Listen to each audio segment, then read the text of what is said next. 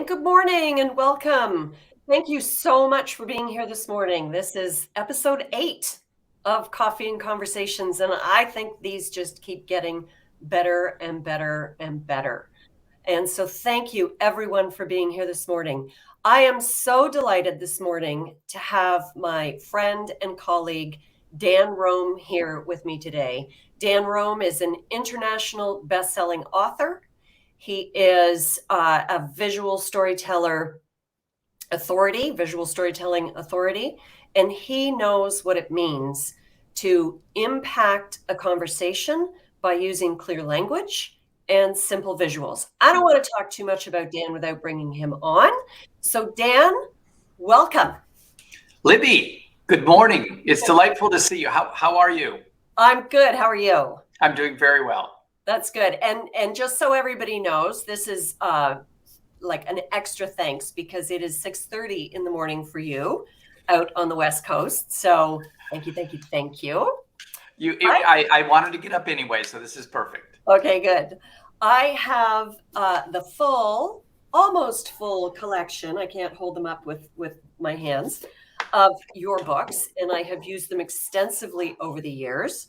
And of course, you're going to be talking about your new book. But I just want to call out some things that you've written on the covers of your books that I think is a true reflection of the impact of your work. So, Draw to Win, a crash course on how to lead, sell, and innovate with your visual mind. Solving problems and selling ideas with pictures. How everybody can make extraordinary presentations. And it is extraordinary. I've experienced it when we first chatted. I've experienced it in the classroom. And I would say that I'm a complete and utter convert because I can't help myself. I have to draw out my ideas. Yeah. And I can't wait to hear about the new book, Pop-Up Pitch. But let's start this conversation, Dan, with talking about why it is so important to be visual, just that basic concept, to be visual in a conversation. Mm-hmm. Well, Libby, thank you for that introduction, and thank you. It has been lovely over the years to have a chance to work with you in some of the coursework that we've done. And you know this, the power of the visual is because we as human beings, for the most part, are fundamentally visual creatures. And it's really amazing to me how many people in the business world don't think about that. Mm-hmm. So on the positive note, I've been the person throughout my entire life who always drew, and all of us were when we were little kids. Every little child you've ever met draws a lot and uses that as a basis to start to tell stories.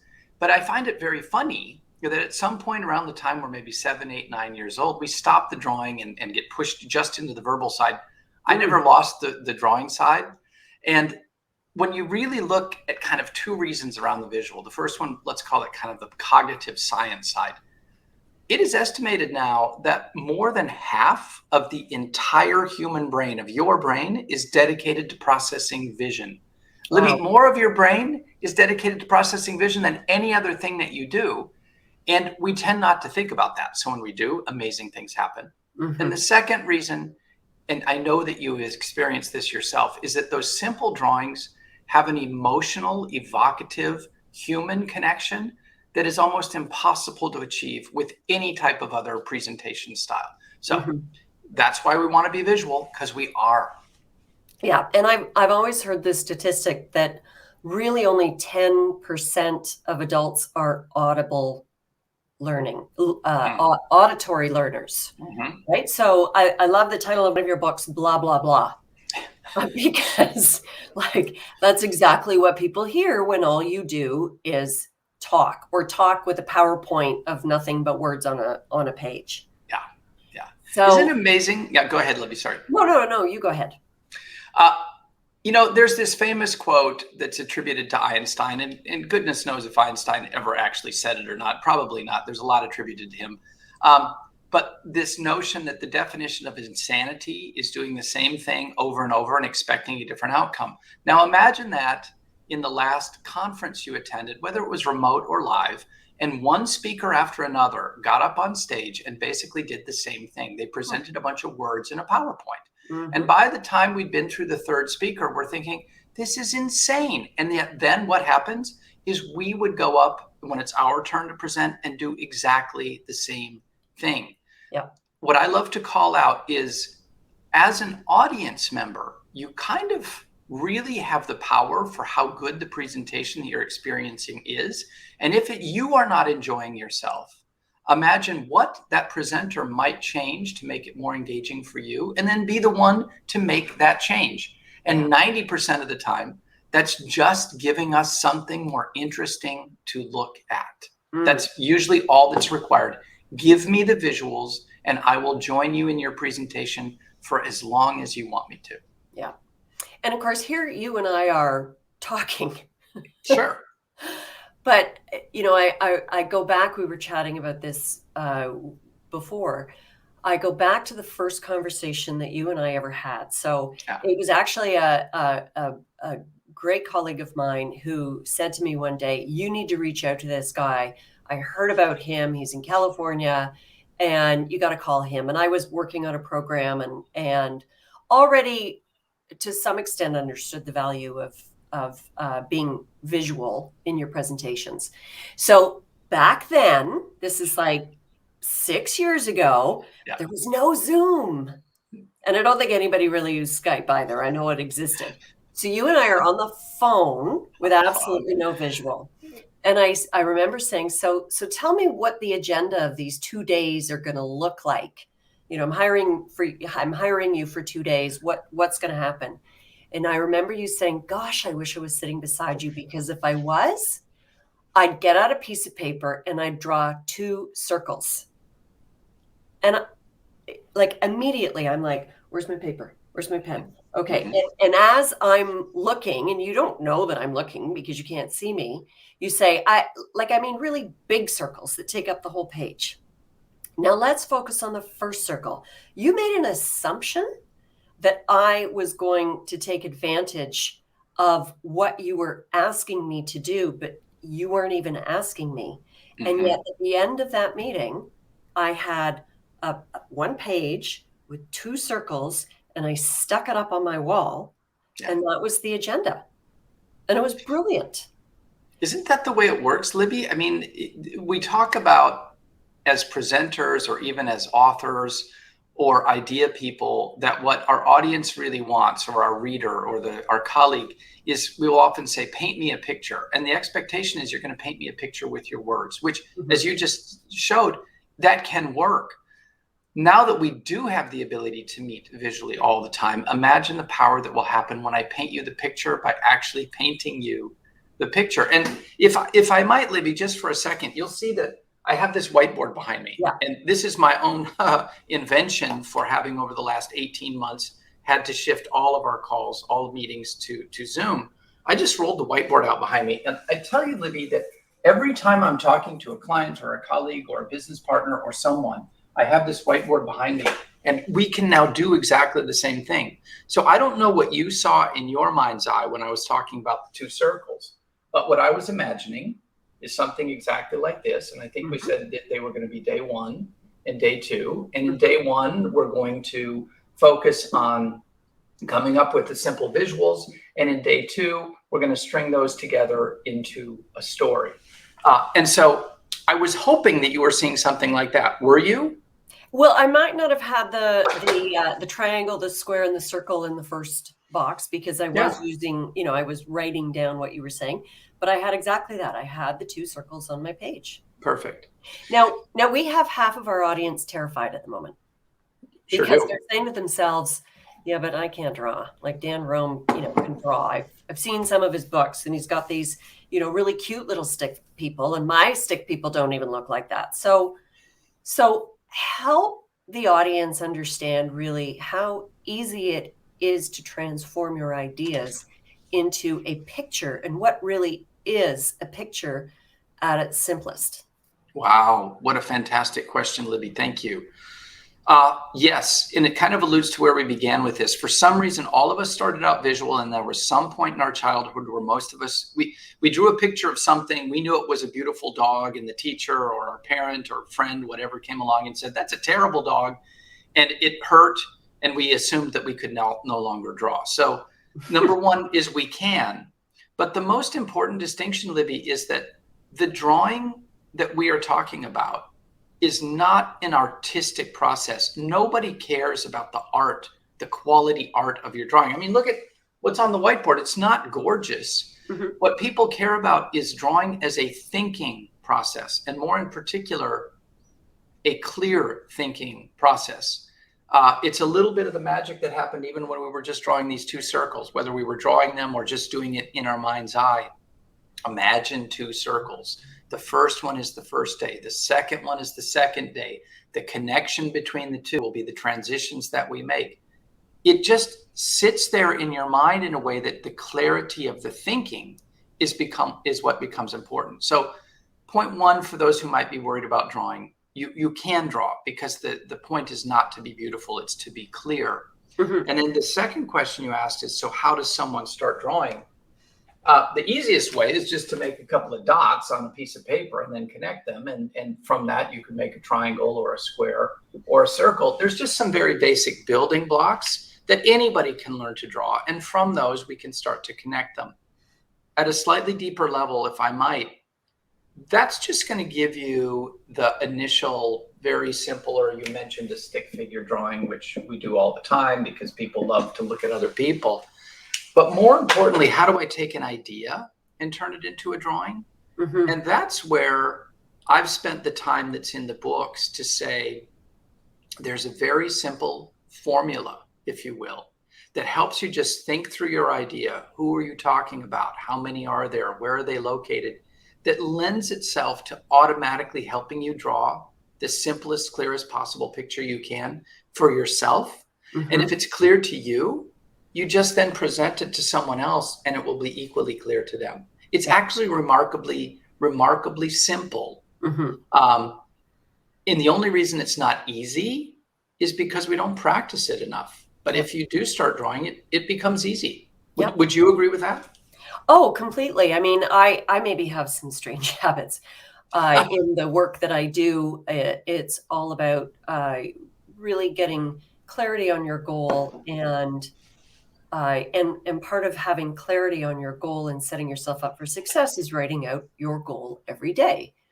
But that's not necessarily enough. And so I draw simple little pictures that represent my goal, and I do that every morning.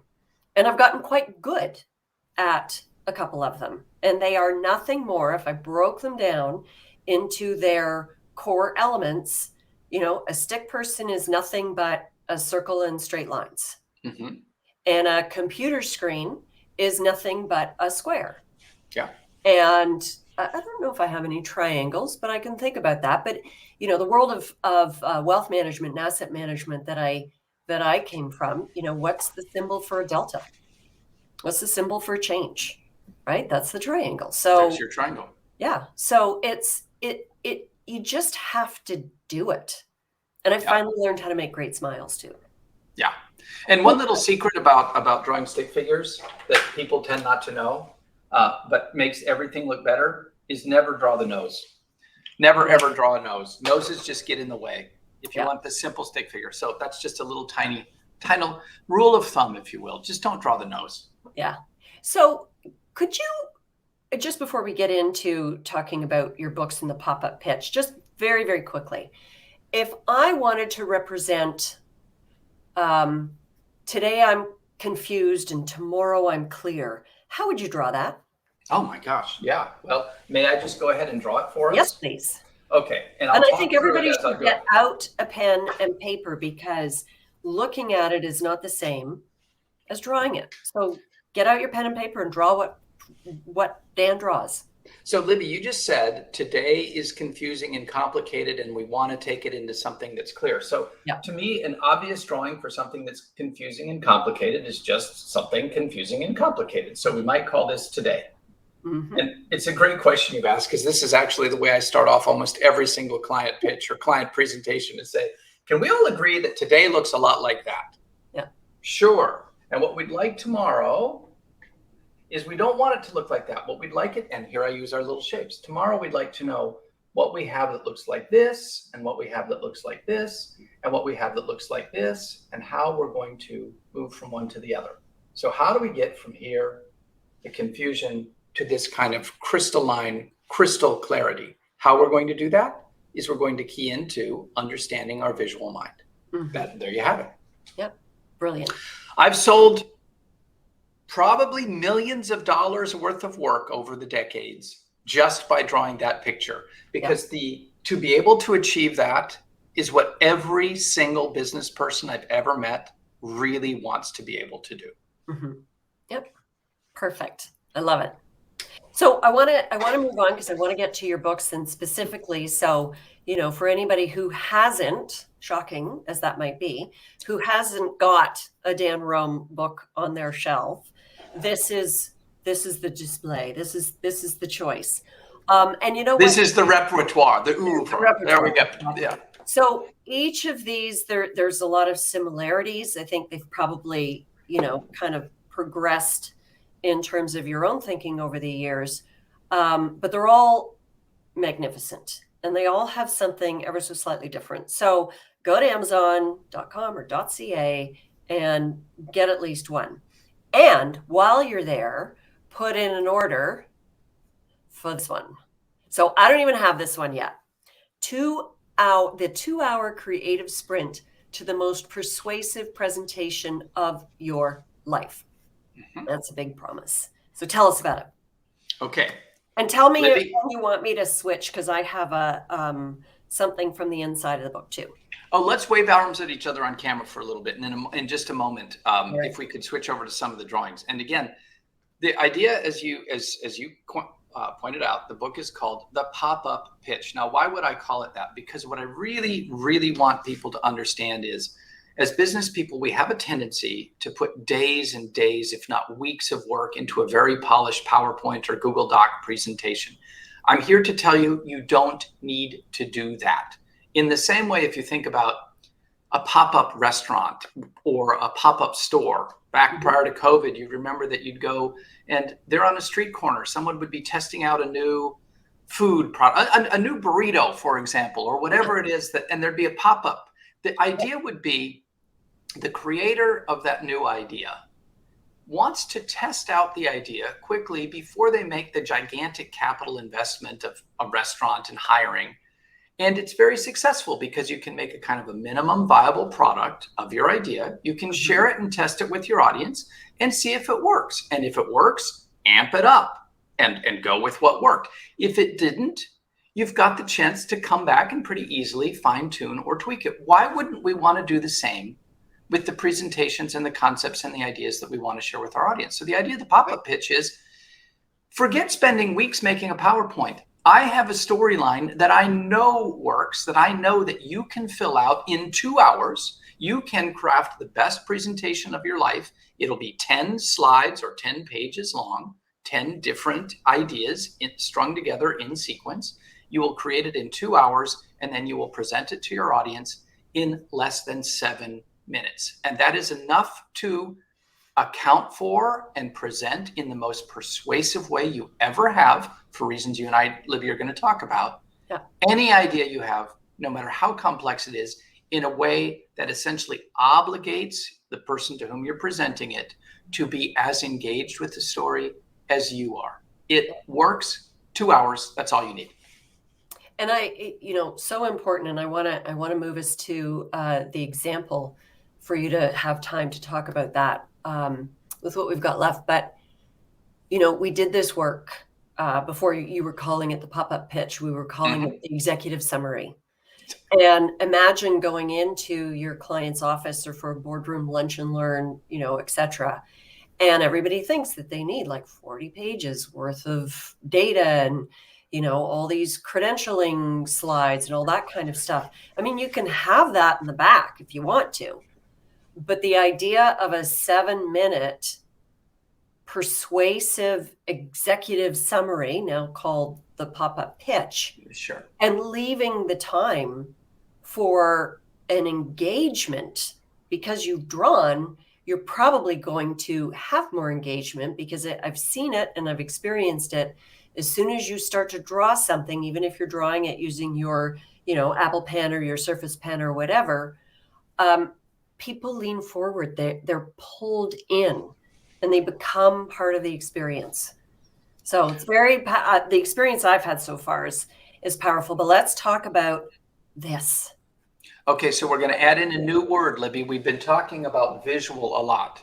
Yeah. What happens in the pop-up pitch is there's actually two tools in there. One of them helps you create your visual story, but the most important part of it is the storytelling part. And I'll tell you why.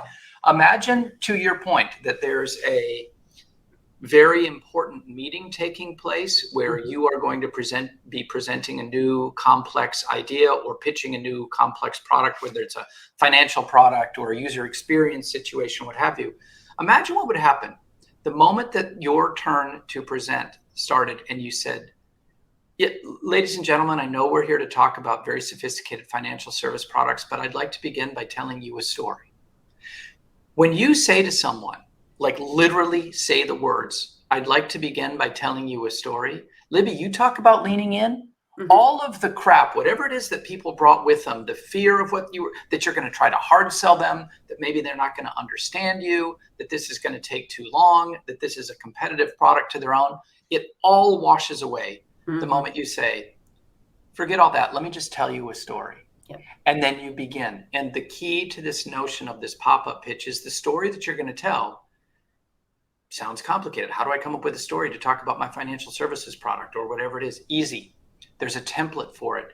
The storyline is known. It is the most commonly used and most successfully used dynamic storyline in the history of humanity. All I've done is taken and simplify it and turn it into essentially a templated set of steps by which, as you're telling your story, you're taking your audience through a very specific sequence of turns, and that along the way, your audience won't know it, but what they're experiencing is a very simple emotional story that will feel very familiar to them and yet very new. And what you're doing is you're taking the content or the product or the specifics of the idea that you want to share, and you're simply mapping it to a story that is cognitively, emotionally, and historically known to persuade people to follow you. It's beautiful. It really works. It's amazing. Yeah. Wow. And the book itself, we've got about 7 minutes left. The book itself actually has a little surprise. You want to show us what that little surprise is? Sure. Well, the book, I have what's here called a galley proof. So this is what was given to me as the author from the publisher along the way to distribute to people to get quotes. And so it's a paperback one, but the book will actually be in hardcover. What I produced on my own along with it is, I'm calling it a pop-up pitch. I had always hoped that we would be able to have actual pop-up. So I created this. Now, I want to be clear. I don't want to give any false advertising. This is not in the book itself. This is for very special guests, people who are really interested, but there will be virtual versions of this. But the idea is the pop-up pitch works by having two toolkits that you use. The first one, there it is something we call the visual decoder. Libby, you've used this with me for 6 years. This is the 6 simple pictures that you draw to tell the basics of your own idea. And then here is the actual 10 pages of the 10-page pitch that follow the storyline. You simply fill in the blanks. It takes 1 hour to do it. And now you have the story that you're ready to present with your hand-drawn pictures already included in it. First hour, draw your pictures according to this formula. It will work. Second hour, take those pictures and put them together into this storyline. And then go out, and whether it's on a whiteboard, on sheets of paper, on a flip chart, or if you want to get fancy, on your iPad or in your PowerPoint, what have you, and in 7 minutes, present it to anyone, and they will follow along. And could you throw up there on the screen the actual 10-page pitch outline? Because I think it's really fun to share it with people. Do I not have the outline on the screen? I'm not. Oh, there it is over there. I'm looking at me. I'm looking. Okay. So thank you. So this is the pop-up pitch 10-page story. So Libby, may I wax poetic just for a moment and kind of give a little bit of the background of why this story, where did it come from, and why can we essentially guarantee that it works. Yeah. Can I just... And if you can do that in 4 minutes, even better. Oh my gosh, can we do it in 4 minutes? Of course we can. So what you're looking at that Libby has on her screen, you'll see it looks like a little timeline moving from left to right.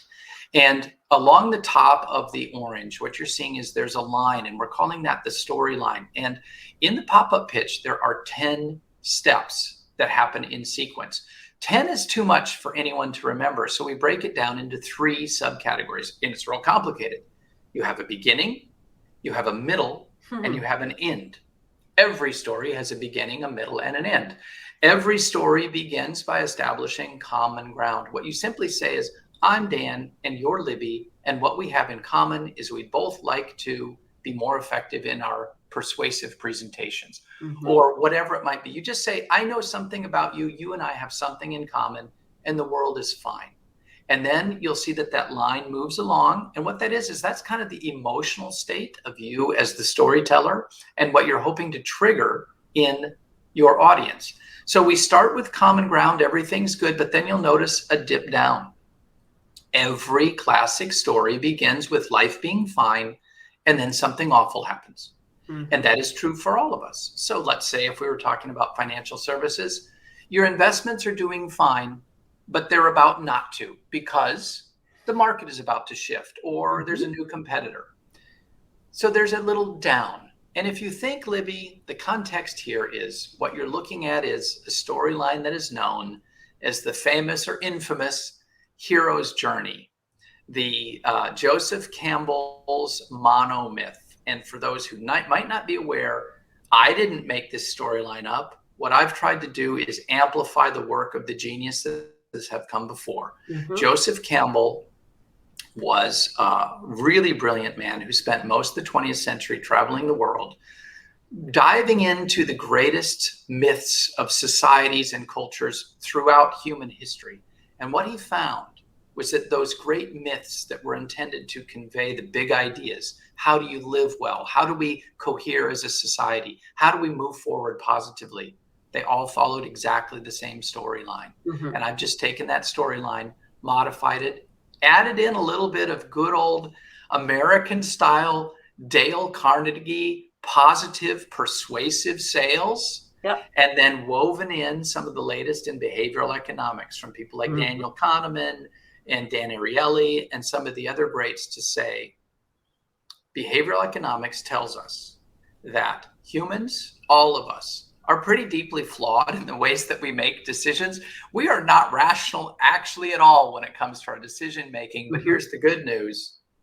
Enough study has been done that we can pretty much know how people are going to react into different types of presentation situations, what will make someone feel good and want to take action, and what will make someone feel bad and not want to take action.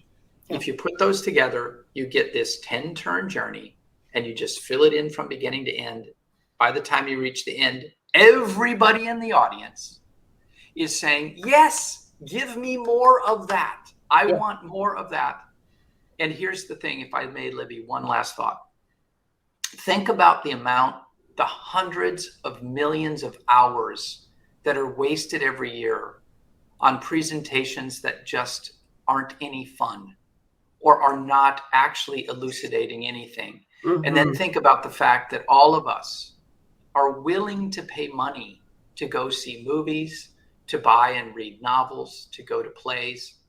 Why wouldn't our presentations, why isn't that the most fun part of our day? Why are they miserable? Tell them as a story, and they're just like watching a movie. Fantastic. So November 9th. November 9th is the date. November 9th is when the book comes out. You can pre-order. I did that. So I'm anticipating that my book will come by November 11th. And in Canada and in the US. And for anybody abroad, I don't know what the last 3 digits on Amazon are for you, but .com.ca, order the book. And to finish this off, Dan, this is how you can get in touch with Dan directly. His email, his website. He's got a great sort of interactive, what's it called again? Back of the Napkin Academy? The Napkin Academy is an online training program. Exactly. Yeah. So all kinds of ways to engage with Dan. Red glasses or regular glasses. No, it's all good. It's all good. Dan, thank you so much. I know you and I could talk all day. We do sometimes talk all day, but we've made a promise to let people go. It's 10:01.